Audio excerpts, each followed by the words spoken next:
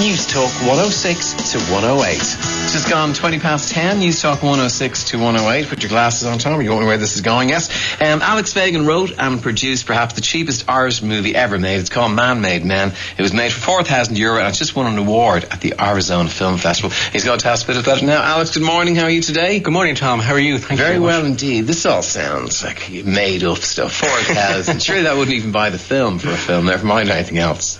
Well, what we realised was there's a catch-22 to getting started in the film industry, and that is no one will give you money to get a film made unless you've already made a film. But how can you make a film unless you have any money? Yeah. So what we decided to do was look at those who had overcome this sort of catch, and those were guys who realised that film is not like playing a guitar in your room or like painting, like being an artist interested in painting, because it's not something that you can self-improve over a long, long period of time in your bedroom or in a studio. Which is normally the key to mastering anything. Exactly. So we were amateurs. We were working full-time in other occupations, and so the idea was to communicate to everyone involved that the currency that we would have would not necessarily be money, but that it would be a commitment that we would finish what we start, and that if they were getting involved with us, that they would stay with us till the very end. So that's why everybody basically worked under those sort of conditions. So we will make up for it with enthusiasm what we lack in finance. Exactly. And commitment. And commitment as well. And commitment is most important to get people to stay involved, and also just say please and thank you. So where did the idea come from then? The film itself, the film idea. The film idea came to me when I was 17 years of age. I was in a biology class in secondary school,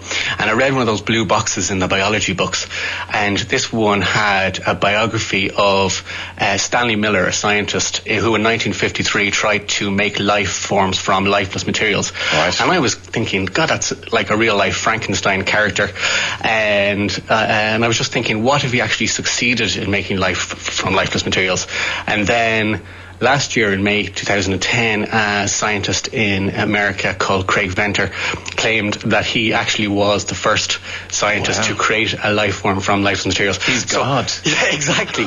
So our film was looking at the consequences of that. Right, very good. And to make that into an intriguing, a plot that's going to keep you glued and have twists and...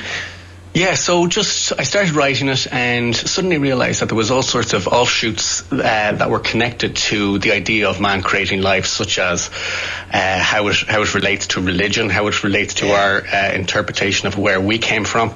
If we can create life, then what does that say about our God, if one should exist? Yeah. What does it say about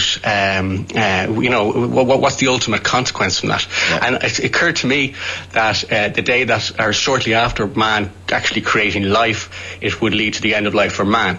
And so that's where the idea always a catch-22, the old life situation. It was exactly there. It was there at the Frankenstein movies. The minute you got into that ballpark, it all goes wrong. I know. The villagers chasing you with lit torches. It never turns out well. Exactly. You should beware. A 21st century version of that. But you have a great idea. Now, theoretically, you're supposed to walk into an LA studio. Summarise this for a producer in one line, and he says, I like the cut of your jib, here's $2 million, go away and make it. But well, you see, it doesn't work like that because they don't know whether you can. And so what we decided to do was to prove that we can. Right. And the only way you can do that is by actually doing it. And I know you have a career. You're a solicitor, aren't you? I've actually quit that to work full time now in the film industry. Being a solicitor to be a filmmaker. Wow, that's joint circus stuff.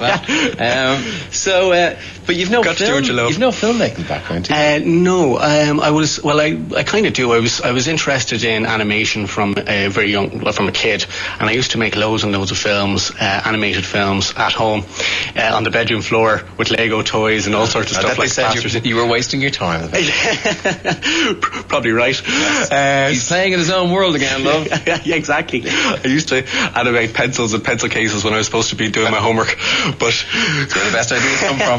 But okay, very little. But what would strike me is that firstly, foremost, equipment. Where'd you get equipment from? Well, I had a camera. So the philosophy was, I had a camera anyway. The philosophy was, let's just use whatever equipment we have. Okay. So let's not worry about what we could possibly get, because ultimately we just didn't have the money and the wherewithal to have a crew. Okay. So we only had a crew. Just one thing about when you say we, you're talking about Helen. Helen and myself were, well, and also the cast. Like, we had Rory, Doherty. We had a good number of people who were committed, both from. But it was very much the vision of yourself and your partner. And your absolutely, yeah. So Helen was somebody that I told about this film about over 10 years ago. So over the years subsequent to that, she was. I'd kind of say, I have a few more ideas. You've for that in your head then since you were 21. Yeah, I've had this. Earlier actually. Really? Yeah, since I was 17 when I was in that biology class. Okay. Yeah. So obviously the idea kind of formed. Yeah. So one day it was just a case of, look, life is short. Two choices. One, you can continue on doing what you're doing, which I enjoyed, or you can decide to actually just make it and get everyone on board. And like I said, tell them, I'm committed. Are you? Let's stick it out to the very end and see what happens. And sticking it out to the very end entails, well, I'm sure equipment. Okay, you had your own camera. Is there a film? It was only a handheld camera. It was a Sony 2000. It was it would be a semi-professional camera that I had because I was interested in doing animation, so I bought it for that reason. Okay. A good few years before I started this. Yeah. So what was the next question, Tom? Okay. Film. Is that not a huge cost? Well, because it's standard definition, we only use tapes. Right. So actually, the tapes cost about, if you buy them in bulk, they cost about €6 each. All right. So we only spent about €500 on the tapes. All right. Cast. Well, as I said, they all helped us out, but they gave up their precious time for the cause, of which we are eternally grateful. And some of these are not professional actors. Most of these are working full-time in completely different jobs. For example, the main actor is a carpenter, and he works, Rory Doherty, he works 6 days a week. Right. So we were literally only able to film him on Sundays or after work on Saturdays. You had your script, okay, so, and some of your other cast, was there a teacher involved as well that you took advantage of as well? Yeah, we had... two of your former teachers. Yeah, they were both my English teachers. He used to give out to me for not learning my poems and learning lines in school plays and stuff like that, so I was able to get them back on that one. They were just trying to help you. Right? They were trying to help you. And they were great. Locations, you broke into places? Oh no, we didn't do that. You were in the forecourts? We managed to get into the forecourts because I was working as a solicitor and I used to chat to the porters there, so I was able to find out which was the best route to be able to film and what were the best times when the courts were on breaks. And so they were able to... So I think we were the only film to film in there since The General. Fantastic. And in terms of props and stuff, you had a plastic gun painted to look real. Oh yeah, we did all that kind of stuff. Like all the props were stuff we made ourselves. Like we had rabbis with ringlets, and Helen would have patched these together. And we had newspaper articles with actual that look real, and that's something that she's able to do as well because she's into graphic design. And so all sorts of things like that we just did ourselves. Right. How do you manage to do all those amateur, parts, amateur actors, plastic guns painted to look real, put it together and get something that when an audience goes into a cinema, it expects to go into the other world, it expects to believe the world in front of it.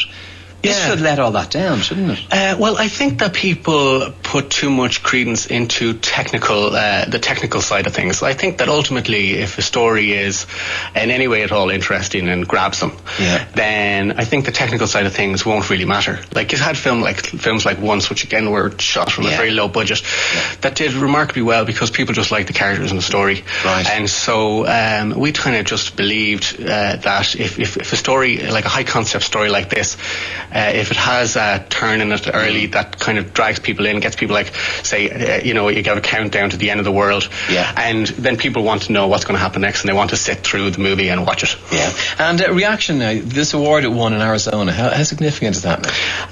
Well, it's very significant for us. It would be a festival that would attract a lot of films. Like I think it had over 1,000 entries, and it would have films from all over the world from 20 countries.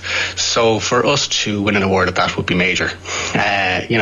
So like you could win a major festival like Sundance and you may not get this distribution, or you could win an award in a film such as this and you could attract that. Right. So it's, for us I think it's major. Right. And in terms of people who want to see this, can they see it? Where can they see it? So what we're trying to do now at the moment, Tom, is find a distributor that would be interested in taking on the project and distributing it for us.